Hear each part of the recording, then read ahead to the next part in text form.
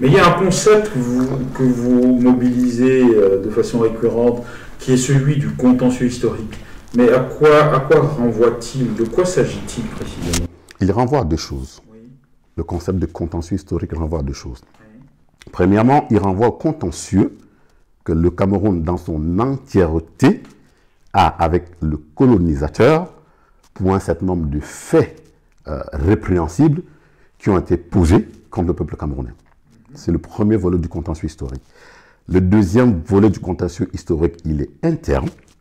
Il prend naissance probablement à partir du 1er juin 1961, à l'issue du faux référendum, on l'appelle aujourd'hui comme ça, mais tout le monde est aujourd'hui persuadé effectivement que c'était une manipulation, qui a vu le Northern Cameroun se rattacher au Nigeria et le Southern Cameroun, qu'on appelle aujourd'hui Nord-Ouest, Nord-Ouest et Sud-Ouest, renoncer à leur indépendance pour rester avec le Cameroun. D'accord. Ça, c'est historique. Ça, c'est historique. Tout ça, c'est historique. En quoi tout ce que vous venez de nous raconter avec brio est-il un contentieux? En quoi est-ce qu'il est historique? C'est un contentieux. En quoi? Au niveau international, on va dire, c'est un contentieux parce qu'il y a un certain nombre d'actes qui ont été posés par le colon, qu'il convient à un moment donné de poser sur la table et d'en demander explication et indemnisation. Je parle du massacre des populations en mai 55 des populations au marché de Douala. Je parle des camps, des véritables camps de concentration dans la Sanaga maritime et en Pays-Bassa. Je parle de la guerre d'extermination dans l'Ouest Cameroun. C'est du contentieux, ça. D'accord. À imaginer que ce contentieux soit vidé. Il sera vidé. En quoi est-ce qu'il va redynamiser le Cameroun? Il va nous permettre, dans une deuxième phase, et j'en étais pas là, d'organiser ce débat national inclusif qui nous permet de définir nous-mêmes comment nous allons nous gouverner, nous gérer, parce que je ne suis pas persuadé forcément que c'est ce qui se passe ailleurs qui c'est bien pour nous.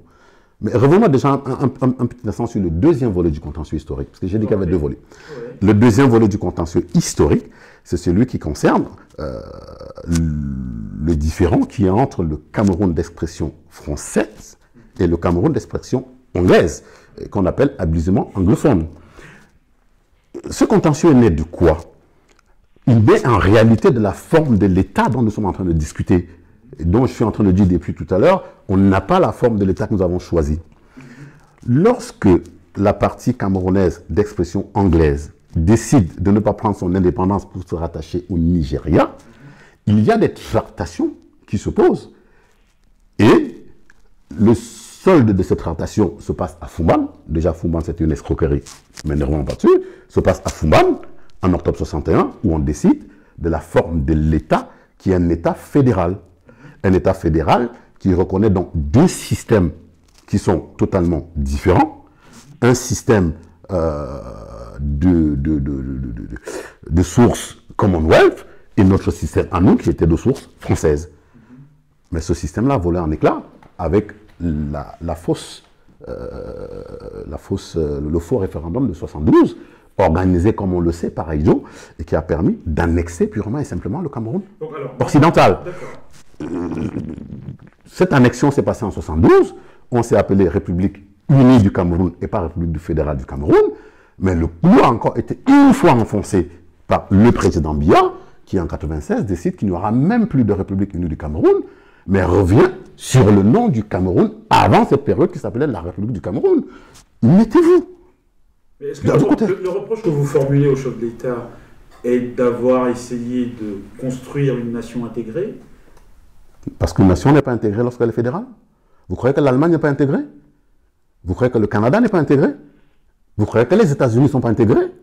On peut avoir une nation intégrée, mais avec un système fédéral qui donne le pouvoir le plus près possible au peuple et qui permet au peuple de choisir ce qui apparaît pour eux comme étant important. Donc l'argument de nous dire on veut un État intégré ne tient pas la route. Ça ne tient pas la route. Est-ce que vous considérez de votre point de vue, quand vous appelez à cette réforme de l'État sous la forme d'une fédération, qu'il y a une zone de clivage, une scission historique communautaire dans le déroulé historique de chaque partie du Cameroun? qui est aujourd'hui irréconciliable? Non, il n'y a pas il y a rien qui est irréconciliable, justement.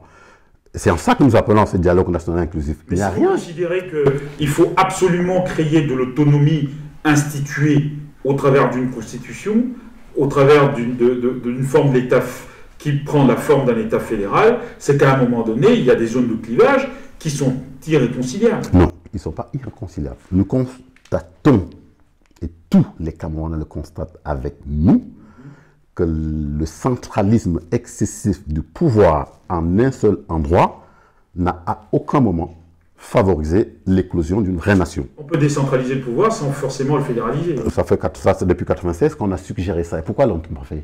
Oui, mais enfin, vous convenez avec moi que le fédéralisme n'est pas une alternative à la décentralisation. Non, ce n'est pas une alternative. C'est quelque chose qu'on a connu et qui marchait plutôt bien. Je rappelle quand même que lorsqu'Ahidjo décide de faire son référendum en 1972 pour partir du fédéralisme à ce qu'il appelait une nation unie, l'argument qu'il avance est un faux argument économique. Il faut quand même se souvenir de ça. C'est un faux argument économique, puisqu'il nous explique à l'époque que deux gouvernements, deux machins, deux trucs, ça coûte cher. Mais c'est rien du tout. Je pense qu'aujourd'hui, l'échec de la décentralisation, puisqu'on ne l'aura pas, si on devait l'avoir depuis 1996, on l'aura eu, l'échec de la décentralisation, l'échec du centralisme pur et dur, amène aujourd'hui à devoir réfléchir ensemble, tous ensemble, sur la forme de l'État. Nous, dans l'Alliance patriotique, nous sommes extrêmement favorables à un État fédéral, mais le débat va avoir lieu. Il faut que le débat ait lieu. Comment concevez-vous les pouvoirs qui sont dévolus aux entités fédérées? Il y a un certain nombre de pouvoirs locaux qui sont dévolus aux entités fédérées, l'État fédéral s'occupant uniquement de la partie régalienne. La défense du territoire, la fiscalité au niveau national. Comment pouvez-vous concevoir qu'un problème de route dans un quartier à Bamenda puisse être absolument décidé à Yaoundé? Mais attendez, pour que je vous suive convenablement, vous me dites que la politique fiscale restera la compétence fédérale? La politique fiscale nationale, parce qu'aujourd'hui, même la politique fiscale, elle n'est pas que nationale. Hein. Vous savez qu'aujourd'hui, les communes ont une certaine latitude à pouvoir légiférer sur un ou deux points précis. Donc aujourd'hui, ces compétences qu'on peut reconnaître aux communes peuvent être reconnues aux États fédérés. Mais elles sont dans le cadre. Elles sont reconnues au travers d'une loi qui est la loi des finances, oui. Qui est une loi qui est prise par l'État central. Oui. Donc demain, comment ça va se passer? Non, mais ça se passait comment avant? Non, mais ma question est plus précise. Ça se passait comment avant?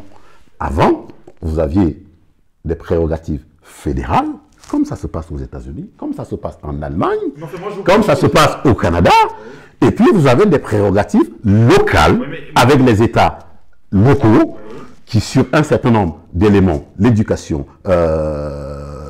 même la santé, peuvent décider en fonction des urgences qui sont localement les leurs. Moi, la question que je vous pose plus précisément, j'imagine que vous avez fort conceptualisé cette logique d'État fédéral. Quels sont précisément les pouvoirs qui seront les pouvoirs centraux et quels sont les pouvoirs qui seront dévolus aux entités fédérales? Non, mais les pouvoirs centraux, c'est les pouvoirs... Vous m'avez parlé des pouvoirs régaliens? Oui. Je parlais de la défense du territoire. Oui. L'armée, par exemple, c'est la nation qui doit tenir l'armée. D'accord? La fiscalité, il y a une partie de fiscalité nationale et une partie forcément locale. La politique d'éducation, on peut avoir des grands principes au niveau fédéral, mais l'éducation, ce sera fédéré. Ce sera de la responsabilité des gouvernements fédéraux de définir la nature, le type d'éducation conforme avec le tissu territorial qu'ils ont administré. Donc, tout ça va se discuter. Ce que je vous donne là, c'est la vision que nous avons aujourd'hui à la paix, à l'Alliance patriotique, mais tout ça va se discuter. Quand on va à une discussion, on ne peut pas prétendre apporter toutes les solutions. À l'échelle du Cameroun, comment envisagez-vous cette structure-là? Combien d'États, d'entités fédérées? En tout cas, pas 2 États. Parce que nous n'envisageons pas de revenir sur la situation néocoloniale où on se divise sur la base néocoloniale.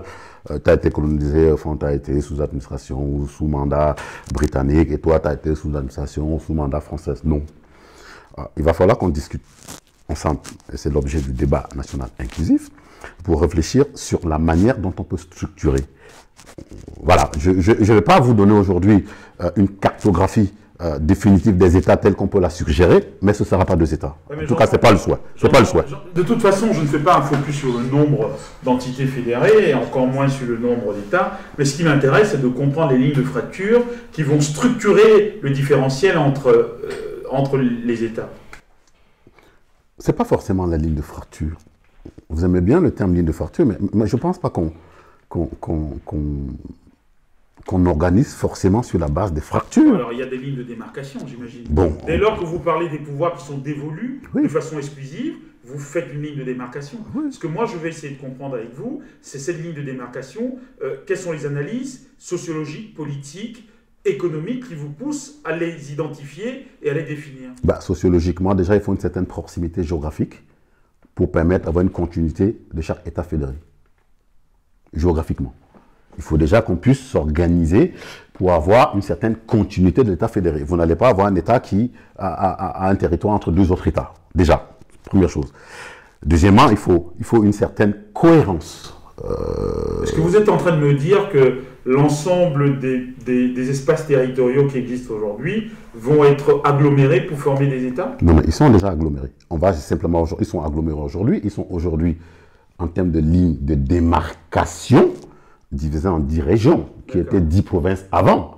On va s'appuyer sur cette démarcation-là, et plutôt que de faire 10 États, parce que je trouve personnellement que 10 États, ça fait énorme, déjà qu'il y a des micro-choses à l'intérieur, faire un nombre d'États qui va être la somme d'un certain nombre de provinces d'aujourd'hui. Et on va confier à ces États, comme la constitution de M. Biya de 96 le prévoyait, un certain nombre de pouvoirs. Je rappelle quand même que la constitution de 96 de M. Biya prévoyait que dans les régions, les responsables des régions seraient élus et qu'ils auraient une certaine latitude pour mener un certain nombre de politiques qui ne s'est jamais fait. Est-ce que vous avez conscience que la situation politique de notre pays est extrêmement fragile? C'est-à-dire? C'est-à-dire que le construit historique, d'ailleurs vous l'avez dit tantôt, que la nation n'est pas éprouvée, n'est pas totalement construite, n'est pas raffermie. Est-ce que par le projet que vous envisagez de mettre en place, vous n'êtes pas en train de sceller la mort du Cameroun? Non, nous sommes en train de sceller le raffermissement dont vous parlez du Cameroun. De quelle manière? Parce qu'en fait, divisant le Cameroun? On ne le divise pas. Qu'est-ce que vous faites donc? On ne le divise pas. On l'organise et on l'administre autrement. On a apporté la démonstration depuis ces 70 ans que l'administration centralisée, avec une unité et unification qui n'étaient que des incantations, n'ont rien apporté. N'ont rien apporté. Du coup, le peuple aujourd'hui aspire quelque part à s'auto-déterminer et à s'auto-administrer. Et ce que nous proposons, c'est que ce peuple-là puisse, dans des secteurs bien particuliers que nous appelons aujourd'hui États fédérés, avoir cette possibilité de s'auto-administrer dans le cadre des États fédérés. Encore une fois, je rappelle que tout ceci est la conséquence du gouvernement néocolonial qui n'a jamais su prendre en considération les intérêts des populations et qui, pendant 70 ans, nous a amené à une paupérisation excessive. Quand quelque chose ne marche pas, il faut avoir le courage d'essayer autre chose. Vous avez une idée de la segmentation de vos États? On va en débattre. Je vous ai dit pas 2 États. Pour le reste, on va en débattre. On va en débattre. Oui, mais vous envoyez combien? On peut en mettre 5, on peut en mettre machin, mais on va en débattre.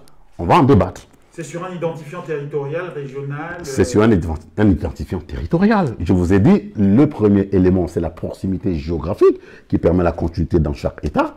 Et donc, on peut imaginer, dans ce cadre-là, à la suite des discussions qu'on aura avec le peuple camerounais, les représentants, de définir quelle sera cette ligne de démarcation que vous appelez tant. Je voudrais quand même vous rappeler qu'entre la décentralisation au travers de la régionalisation et le fédéralisme que vous appelez de vos voeux, c'est 2 approches structurelles de l'État qui sont fondamentalement différentes. On est d'accord. Voilà, donc on ne peut pas transposer les sujets. Non, la seule différence étant qu'on va donner un peu plus de pouvoir aux États fédérés. Pas un peu plus de pouvoir. Un État fédéré est un État souverain. Il ne faut pas l'oublier. Non, un État fédéré est un État souverain au travers de l'État fédéral. Au travers de l'État fédéral. souverain au travers de l'État fédéral. Les régions n'ont aucune Il y a un certain nombre de lois qui vont être forcément fédérales et qui vont s'imposer à l'État fédéré. Les régions, voilà. dans le modèle actuel, n'ont aucune souveraineté. Aucune. Oui. Mais donc on peut faire de transposition. On peut imaginer qu'on puisse les avoir, cette souveraineté, puisqu'on les a déjà eu dans l'histoire. Historiquement, on l'a eu. On l'a eu historiquement. Historiquement, on a eu 2 États fédérés. La question du fédéralisme, c'est le modèle. Ouais. La forme n'est pas encore aboutie parce que nous allons discuter avec tous les partenaires et que nous ne sommes pas là pour venir vendre une solution toute finie. C'est pour ça que nous parlons de dialogue. Il ne s'agit pas de venir faire semblant de dialoguer comme l'a fait M. Aïdjo en 61 lorsqu'il arrive à Fouban avec sa constitution déjà établie. Nous, ce n'est pas ça. Nous voulons éviter cet aspect contentieux qui naîtra 15 ans plus tard. Ok, d'accord. Est-ce que vous faites un parallèle entre le contentieux historique et les risques de sédition que notre pays connaît aujourd'hui avec les conflits anglophones? Oui. Lesquels? Ce que je viens de vous raconter. Quand vous avez un État fédéré qui a fonctionné avec des lois, une forme de fonctionnement différent, et que du jour au lendemain, on vous prive de tout ça, à un moment donné, vous vous posez la question de savoir où vous êtes. Donc je peux comprendre qu'un certain nombre de Camerounais, qu'un certain nombre de compatriotes camerounais se posent la question de leur rattachement obligatoire au Cameroun. Parce qu'on n'a pas respecté les éléments qu'on avait prévus au départ. La Convention de Fouban, par exemple, prévoyait par exemple que la forme de l'État fédéré ne sera jamais modifiée. Elle le prévoyait ça, Fouban. On l'a modifié en 72, sous des prétextes économiques, comme je l'ai rappelé. Ça, c'est important. L'État fédéré... Mais est-ce que c'est le cœur des revendications des sécessionnistes, comme il est convenu de les appeler aujourd'hui? D'un peuple qui se bat pour un mieux-être. Je ne sais pas s'ils sont sécessionnistes. En tout cas, un peuple a vocation à faire révolution quand il ne se sent plus à l'aise. Le contentieux historique explique la situation de guerre aujourd'hui dans le nord-ouest et le sud-ouest. De cette manière que, avant 1972, existait dans l'État fédéré du Cameroun occidental un ensemble de manières de fonctionner, y compris législatives, économiques, qui n'existent plus après 1972. Et donc, le peuple du Southern Cameroun, qui avait donc cette habitude, je prends un exemple tout simple, les nominations se faisaient après contrôle par une structure indépendante. Il y avait un parlement qui était sanctionné à l'issue d'un vote régulier. Ils ont connu ça. Et aujourd'hui, ils se rendent compte que tout est centralisé à Yaoundé et qu'ils n'ont plus, ils n'ont plus aucun pouvoir sur leur destin. J'entends. De 72 à aujourd'hui, il s'est passé à peu près 46 ans. Et c'est revenu par à-coup tout le temps. Ça ne date pas d'aujourd'hui. C'est revenu par à-coup tout le temps. Qu'est-ce qui explique que la forme du combat a muté dans un combat plus radical? Parce qu'à force de discussion, vous arrivez à un moment donné, vous dites ça casse, tout simplement. Parce qu'à force de négocier, parce qu'à force de réclamer, parce qu'à force de vous retrouver ramené en arrière, vous dites, à un moment donné, il faut que ça cesse. Donc la responsabilité, ce n'est pas véritablement la question du contentieux historique, c'est plutôt la question du leadership de nos dirigeants. C'est le contentieux historique, c'est le leadership, puisque ce leadership est issu de ce contentieux. D'accord. Okay. Ce leadership est issu de ce contentieux et n'a jamais cherché à aucun moment donné à régler ce contentieux. La preuve, c'est que si le président Biya, au début de ce conflit, avait pris son rôle de patriarche et était allé sur place régler la problématique, on ne serait pas arrivé là. Je vous garantis qu'on ne serait pas arrivé là. Mais comment aurait-il réglé la problématique autrement? En écoutant ce que le peuple demandait. Comment faire écouter? Ça leur fait une belle jambe. Non, en écoutant. Quand vous écoutez, vous mettez en application un certain nombre de réformes. Y compris... Attendez. Par exemple, il a fallu qu'on traduise nuitamment le code OHADA, qui est le code qui est utilisé en partie anglophone et qui n'était jamais en anglais. Vous vous rendez compte quand même, hein?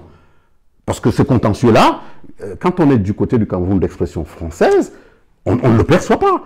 Mais je vous dis, on l'a traduit nuitamment.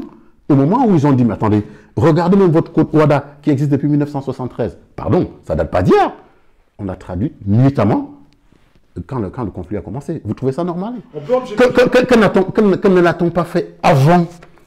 Pourquoi a-t-on changé le système judiciaire qui existait dans cette région, dans ces régions, pour imposer le système qui existait de l'autre côté? Pourquoi? J'entends bien. On peut objectivement reconnaître que les institutions du Cameroun, dans leur opérationnalisation, ont manqué d'intégration, on manquait de capacité d'intégration de nos compatriotes de l'autre côté du Cameroun. Mais moi, la question que j'ai envie de vous poser, est-ce que la forme que la revendication prend aujourd'hui est une forme légitime? Le peuple a-t-il le droit de dire non et de faire révolution lorsque l'administration qu'on lui propose ne marche pas? Je pense que le peuple a le droit de faire sa révolution. Toutes les formes?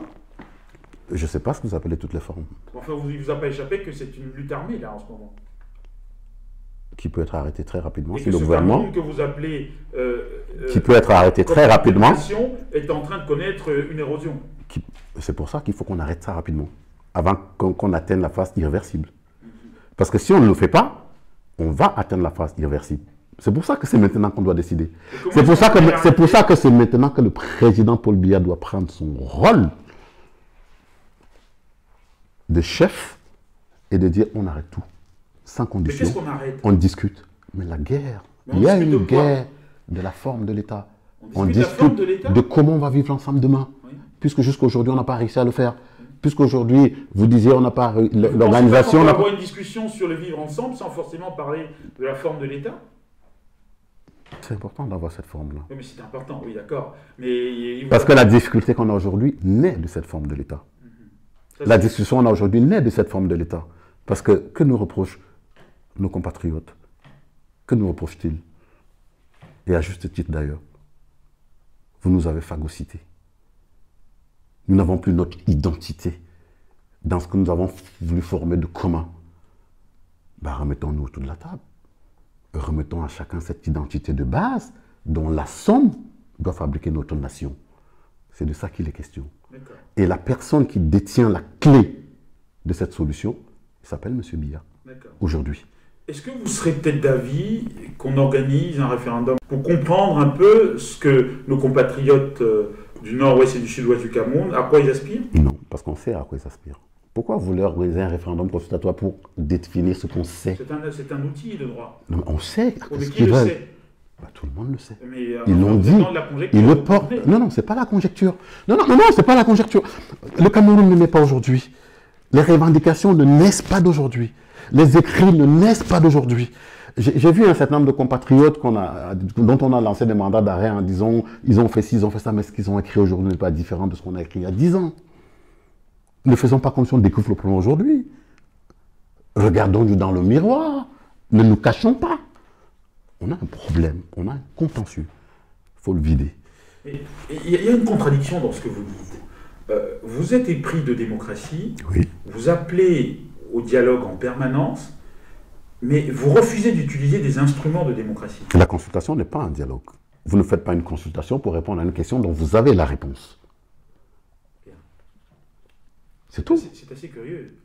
Vous voulez consulter les gens pour avoir la réponse à une question que vous avez. Mais vous pouvez renforcer. On peut partir. Ou alors, vous prenez le risque de faire une vraie consultation. Et à ce moment-là, vous prenez le risque, à la date d'aujourd'hui, de voir nos compatriotes dire « Nous voulons être indépendants ». Je ne veux pas de ça. Je veux un Cameroun. Je veux le Cameroun uni. Alors, vous êtes en train de dire entre les lignes que la réunification est une coquille vide telle qu'elle a été organisée? Je suis en train de dire qu'à partir de 1948, avec l'interdiction de l'UPC qui demandait la réunification des deux Camerouns qui avaient, après la Première Guerre mondiale, été placés sous mandat puis protection des Nations Unies, je suis en train de dire que dès lors que l'UPC avait demandé cette réunification avant l'indépendance et que le colon ne l'avait pas voulu, et qu'on était parti sur deux indépendances différentes pour un État qui aurait dû être un seul État, on avait sémé le fruit de la discorde. Je suis en train de dire que le référendum organisé en 60, le prétendu référendum organisé en 61, qui a vu le Northern Cameroun aller se raccrocher au Cameroun, fait partie des éléments du contentieux. On ne reviendra pas sur cette partie parce qu'ils sont attachés. Et je suis en train de dire que les accords de Fumban, qui n'étaient déjà pas des bons accords, mais qui ont été complètement foulés à pied par la partie francophone, font partie de ce contentieux historique. Et je suis en train de dire que ce que vous appelez sécessionnistes aujourd'hui sont juste en train de dire, regardez, depuis 61 jusqu'à aujourd'hui, quel chemin avons-nous fait, dans quel sens et dans quelle direction. Vous considérez dans votre alliance, dans votre mouvement, que la réunification du Cameroun qui a eu lieu en 72 était un fait historique accessoire et qui n'avait aucune consistance politique?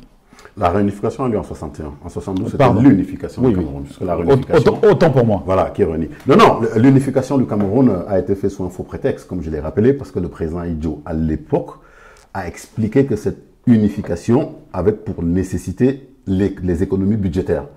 Or, aujourd'hui, on se rend compte avec la gabégie qui existe dans nos administrations qu'on aurait pu effectivement faire fonctionner deux États et apporter plus de bonheur au peuple.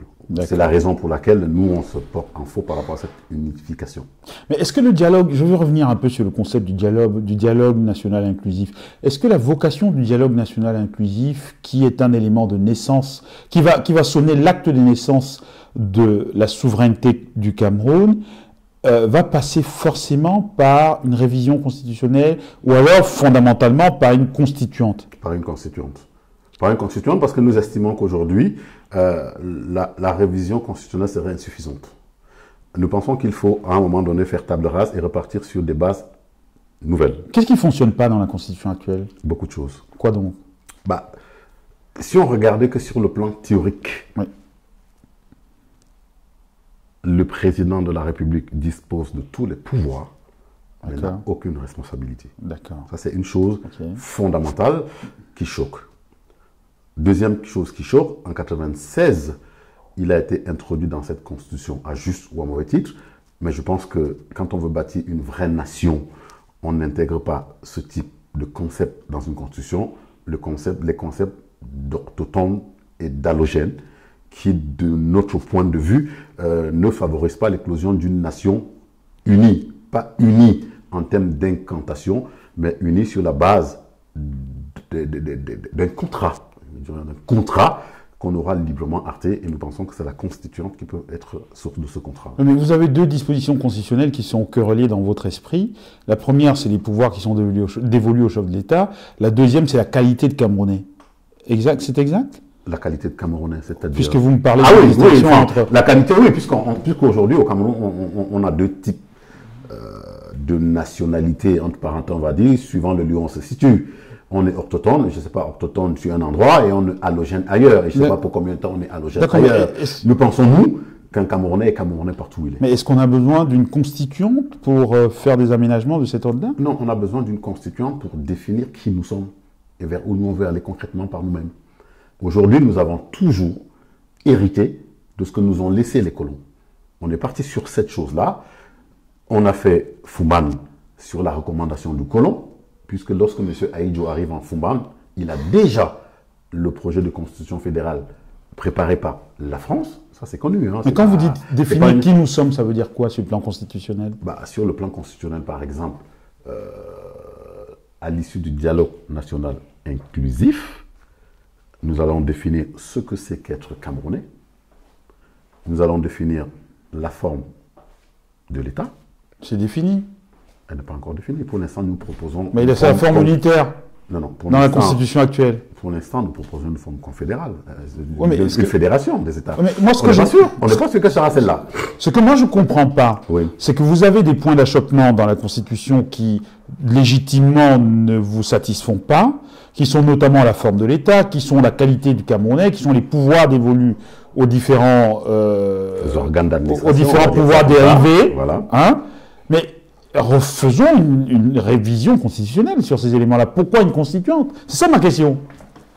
Parce que la constituante nous permet déjà, de se mettre autour de la table pour vider le contentieux historique, avec nos frères de langue anglaise, et que ça nous permet de définir désormais la nature de la relation amicale qu'on aura avec toutes les autres nations, y compris avec la nation qui nous a colonisés. Aujourd'hui, nous fonctionnons sur la base d'un certain nombre d'accords dits de coopération qui, en réalité, nous lient pieds et poings liés, nous lient pieds et poings, et qui font que, quelquefois, on n'a pas la liberté de définir ce qu'on a envie de définir. Mais vous convenez quand même avec moi que sur le plan des droits fondamentaux, sur le plan de l'organisation de l'État, sur le plan de la structure des institutions étatiques, sur le plan de l'organisation du pouvoir, il y a quand même eu des avancées substantielles depuis lors. Peut-être, mais il y a aussi beaucoup de reculades. Mais je dis des avancées constitutionnelles. Hein. Oui, des reculades aussi. Vous savez, je vous ai parlé du terme de concept d'autochtone allogène qu'on a introduit dans une constitution, vous vous rendez compte? Il s'agit de quelle disposition, C'est précisément? une disposition constitutionnelle. Elle est dans la constitution de 96. Dans quel chapitre? Techniquement, je n'ai pas préparé spécifiquement cette question-là. J'aurais pu vous apporter la réponse, mais je ne vous dirai pas exactement quel chapitre, mais elle a été constitutionnalisée en 96, dans la nouvelle constitution. Avec quelle vocation vous avez... Celle de créer des régimes de Camerounais distincts? Ce qu'on nous a avancé comme explication, c'est la défense des minorités. Voilà ce qu'on nous a avancé comme explication à l'époque. Bon. Mais ça peut se comprendre. Je comprends qu'on puisse défendre des minorités. C'est constitutionnel, hein? Constitutionnel de vous dire que vous êtes allogène quand vous êtes né à Douala, je ne sais pas moi. Je suis né à Douala, je suis allogène ou autochtone à Douala? Ça, on ne le dit pas. Ok. Il ne se donne pas la peine de le dire. D'accord. Voilà des choses qui font qu'à un moment donné, nous pensons qu'il faut repartir à zéro. Je rappelle quand même que dans l'organisation de notre pays, la démocratie dont nous parlions tout à l'heure n'a pas de véritable sens. Je vous dis pourquoi. Vous êtes élu conseiller municipal. L'ensemble des conseillers vous élisent maire et par décret, on vous met au-dessus de vous un délégué du gouvernement qui a l'ensemble des pouvoirs que vous deviez avoir. Et on vous donne royalement le titre de président du conseil d'administration. Vous n'êtes même plus le président du conseil municipal. Vous n'êtes même plus maire, alors que vous avez été candidat pour ça. Tout ça doit cesser. Pour qu'on puisse aller de l'avant. Mais l'idée de la communauté nationale qui vous tient tant à cœur, est-ce que vous pensez que le chef de l'État, dans les actions qu'il mène, notamment contre les velléités sécessionnistes, ne participe pas de cette logique de garder l'intégrité de la communauté? L'intégrité de la communauté doit être gardée. Mais dont vous concevez que les actions militaires, et en ce compris militaires, qui sont engagées par le chef de l'État sont somme toute légitimes. Nous ne reprochons rien à nos forces armées.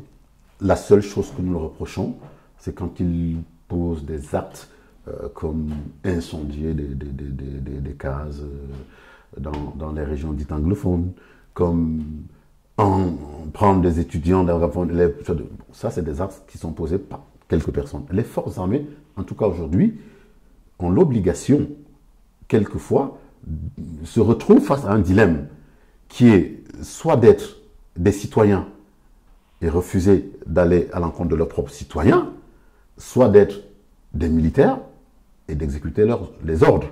Nous, ce que nous souhaitions, c'est que cette décision n'appartienne pas à l'armée. Que ce soit tout le peuple camerounais qui dise « nous voulons ceci » et que ce ne soit pas à l'armée de dire « je refuse de tirer sur un Camerounais comme ça ». Est-ce que vous êtes en train de conceptualiser le pouvoir politique d'une manière distincte? Est-ce que vous êtes en train d'introduire la démocratie populaire en permanence? Je ne suis pas en train d'introduire... On est quand même dans un modèle de démocratie représentative, c'est-à-dire que c'est un gouvernement qui mène des actions politiques. Je m'explique. Quand vous avez un gouvernement qui mène des actions politiques qui apparaissent manifestement disproportionnées par rapport aux conflits qu'on aurait pu résoudre d'autre manière, oui. Vous êtes, ce gouvernement-là, vous le rappelez, obligé d'utiliser la force publique. Mais quand vous utilisez la force publique, l'armée par exemple, pour mener ces opérations-là, vous avez des militaires qui peuvent avoir une conscience et dire « je me trouve face à une situation où j'ai la conviction que la solution n'est pas la bonne.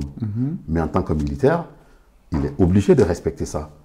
C'est ce que nous ne souhaitons pas. Nous souhaitons que le peuple se soulève dans son entièreté pour éviter que ce soit ces militaires qui aient ce dilemme du choix, soit de respecter les ordres d'un gouvernement illégitime, puisque nous estimons que celui-ci est légitime, même s'il est légal, d'un gouvernement illégitime, d'expliquer ces ordres-là et de refuser, par exemple, d'aller poser des exactions face à des populations. Je comprends difficilement votre raisonnement.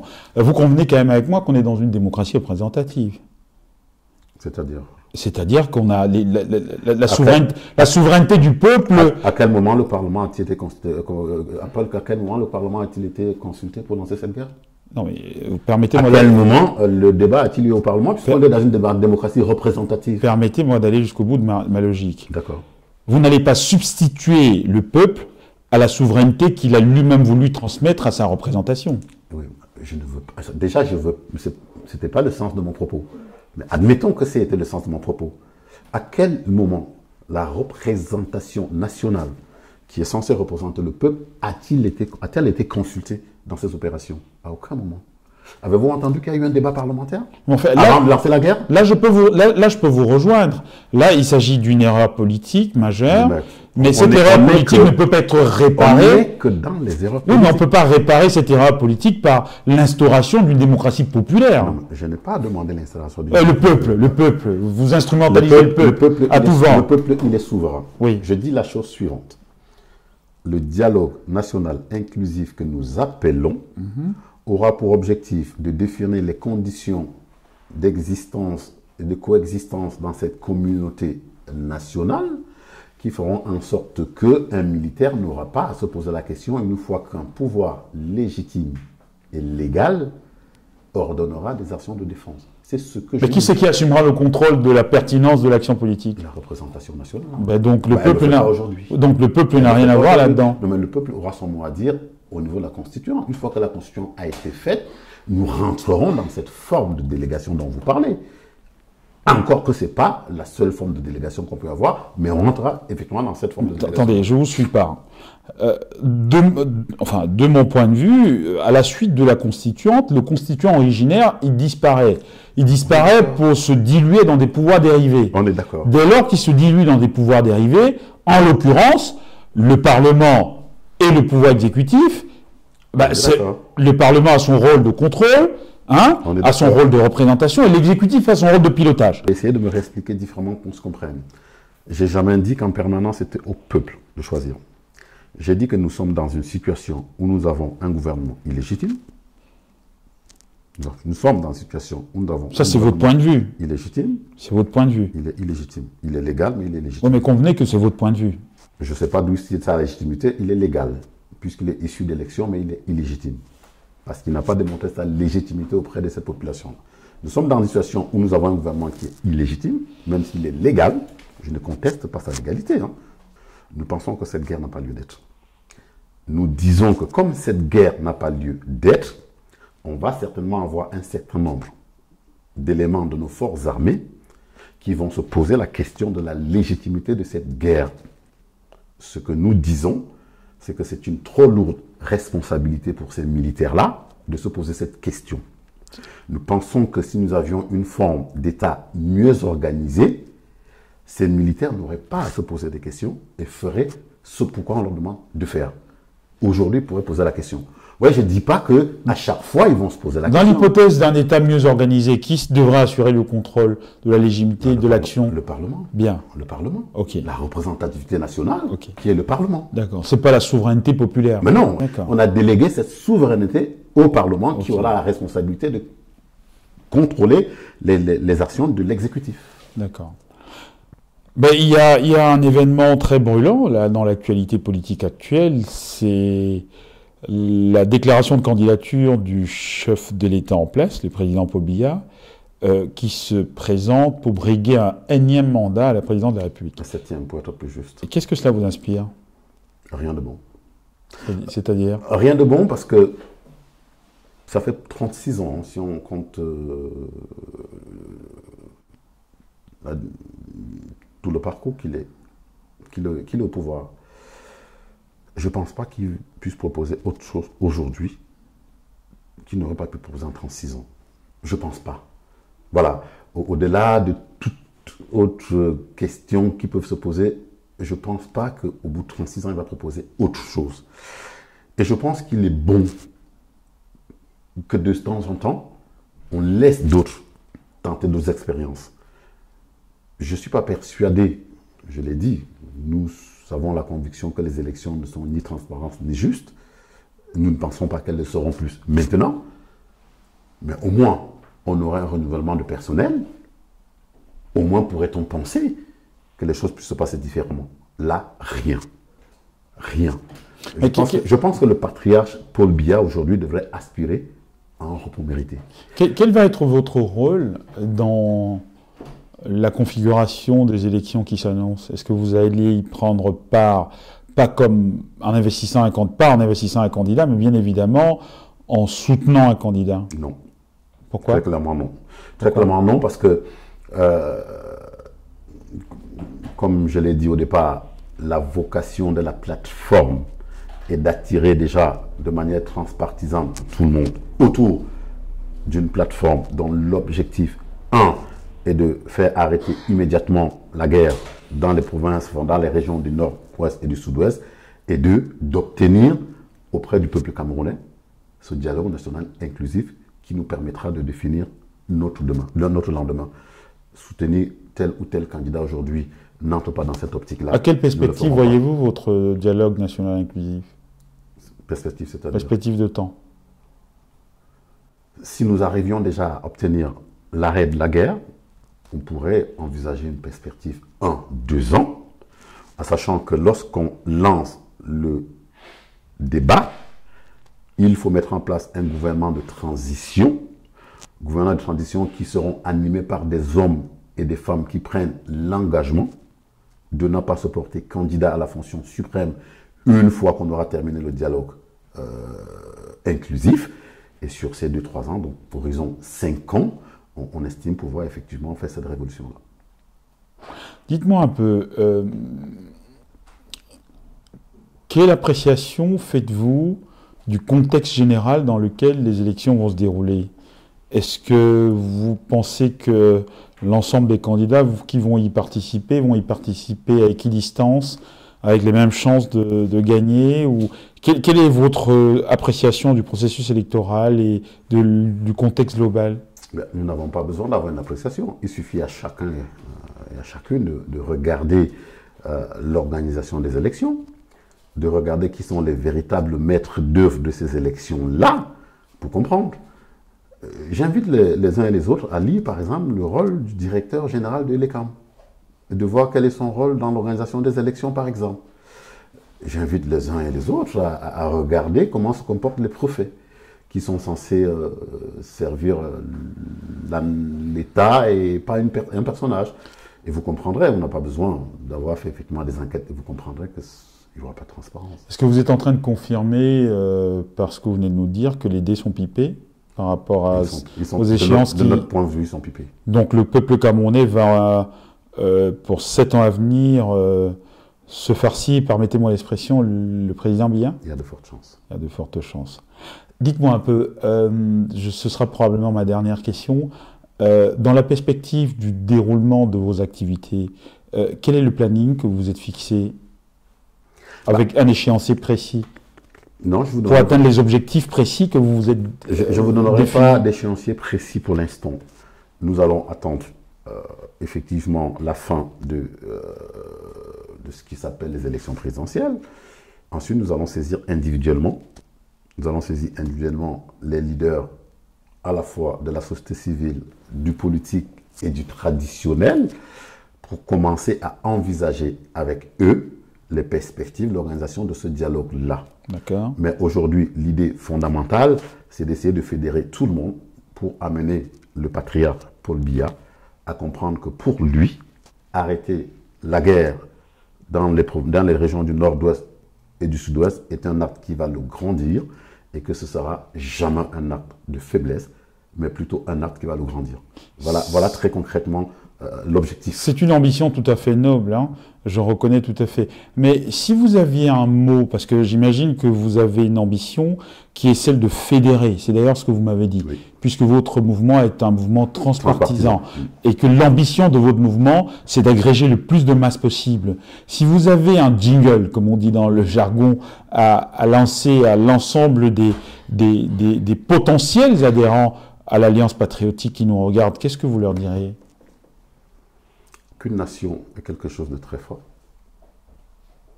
que pour qu'on parle de nation, il faut qu'on soit d'accord sur un certain nombre d'éléments, et que l'objectif du dialogue que nous appelons, c'est de tous se mettre autour de la table pour signer le contrat qui marquera la naissance de la nation camerounaise.